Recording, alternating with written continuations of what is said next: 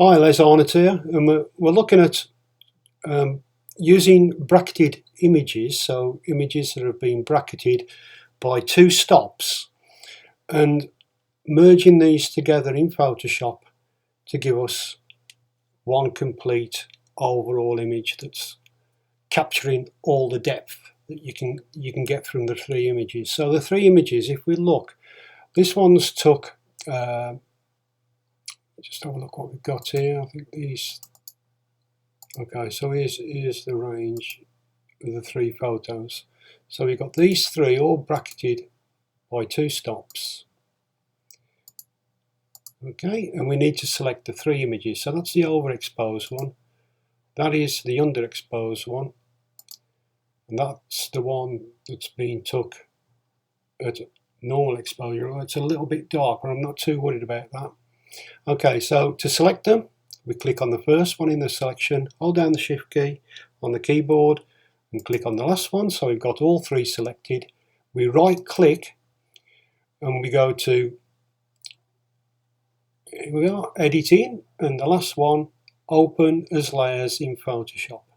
So when we click on this, we'll just do that now, it'll open Photoshop and it will take the images and stack them. Eventually, there we go. So there's the three images there. So if I click and hide the eye on the top layer, you see the one below, and then if I click on that, they look pretty well lined up actually. I'm quite amazed at that because no tripod used on these, but they're probably out a little bit. So what I'm going to do is to click on the top one. So on the top layer, hold down the shift key again, click on the bottom one, so all three are selected, and we go to edit, and we go to auto align layers. We'll come up with auto, just click OK on that, and that will just, well, I don't know if you can see there was out slightly. Now we will have to crop this later because the images have been turned around slightly to line up. Obviously we'll have a little bit of clipping of the images in areas, so we'll crop it down at the end and get that right. So let's just look at our layers now. That's the top one, then we've got the underexposed one, and then we've got the overexposed one. Okay, now there are different ways of doing this. You could do it manually and create masks and actually just mask out parts of the image that you don't want and you want to see underneath. Now if we was doing that, we'd probably work, and I would move the darkest layer to the top, and then underneath that the normal exposure, and then the overexposed one at the bottom. Now we could do this very roughly just to give you an idea of how to do that. So what I'm going to do is I'm going to create a mask on this. So we click on the mask and create a mask there. And basically what I want on this is the sky. So I want to keep that area. So I'm going to use a black brush. I'll select a brush, and I'm going to use a very soft brush. So let's just make sure the hardness is slide all the way down, and we just need a nice big brush, because that will give us a nice feather on the edge. So something like that. What I'm going to do, we've got the float 100%, we've got the opacity at 100%, we'll leave it at that. And I'm just going to paint in this area. I'm not going straight to the edge there, just, now this is a very, very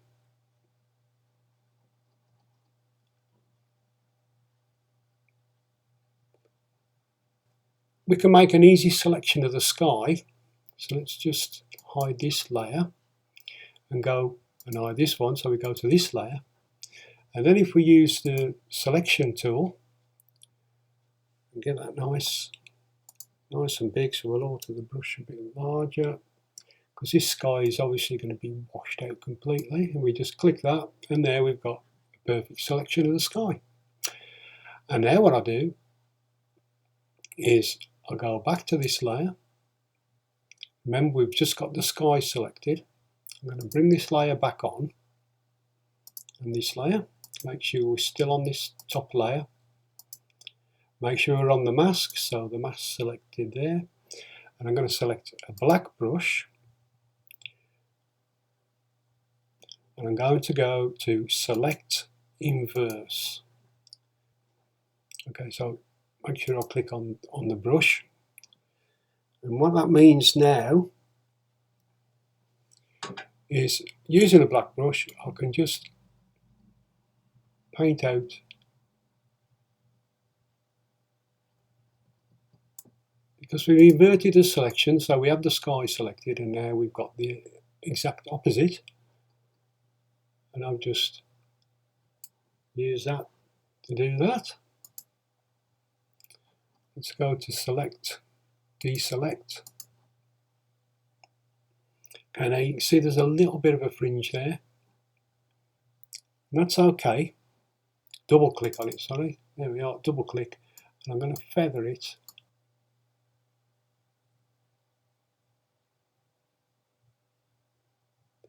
That's just going to make it look more realistic. You see when I drag that up, because we've got this lightness coming on up from the layer underneath, and we're getting no hard lines there. So that's looking much better now. Now what we can do now is go to this layer, add a mask. So it's the layer underneath. And we're actually seeing the layer underneath, because whatever's black on the mask above, we're seeing what's underneath that, which is this layer.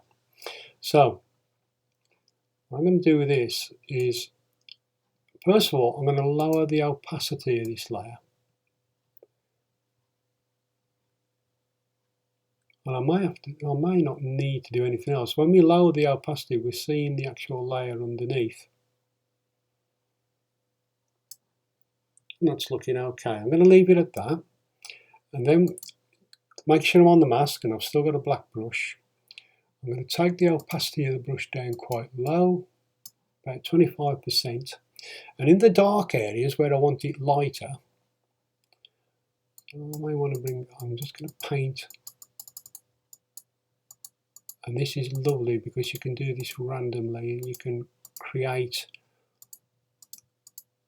light in the areas where you want it. So I'm just going to do the treetops here because the sun will be catching the top of that.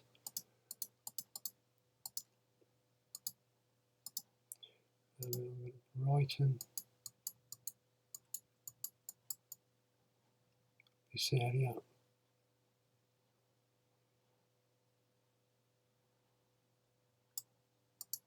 And because we work with a mask, if we overdo it, we can always bring the opacity down or up, and we can change things, which is really handy. That's looking okay. Now, if I thought the sky was a little bit too dark, all I've got to do is click on the sky there, it's on the top layer, and just bring the opacity down a little bit. And you see, using this really simple method, we got something that we wouldn't be able to capture with the camera. And we're actually painting the light exactly where we want it. So rather than merge it automatically and having no control over it, by using this method, we've got much more control. And then I'm going to use the crop tool, and I'm going to crop the image. So I'm bringing it in, getting rid of these edges.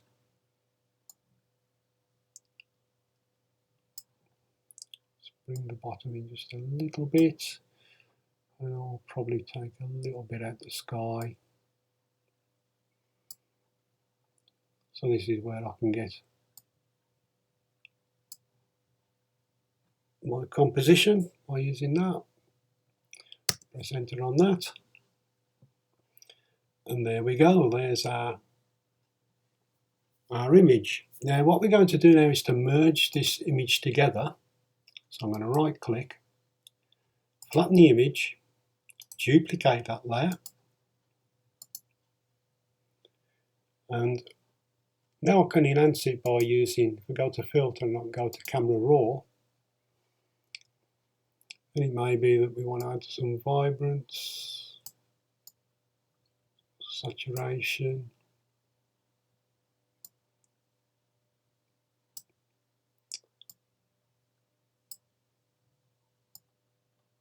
the whites up.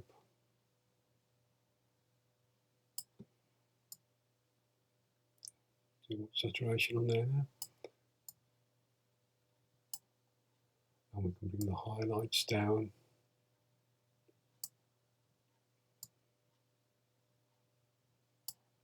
So we're getting a much better overall composition.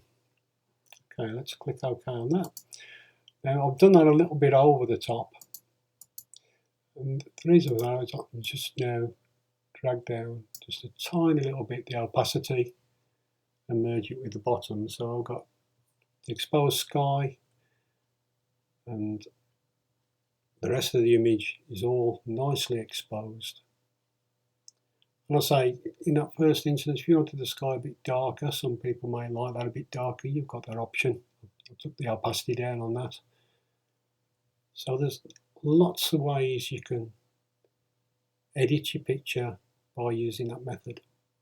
So it's taking the 3 images that's important. You're going to bracket your shots, get those 3 images, 2 stops in between each one. Okay, so there's how to get the perfect exposure and having full control over the image of where you actually want it.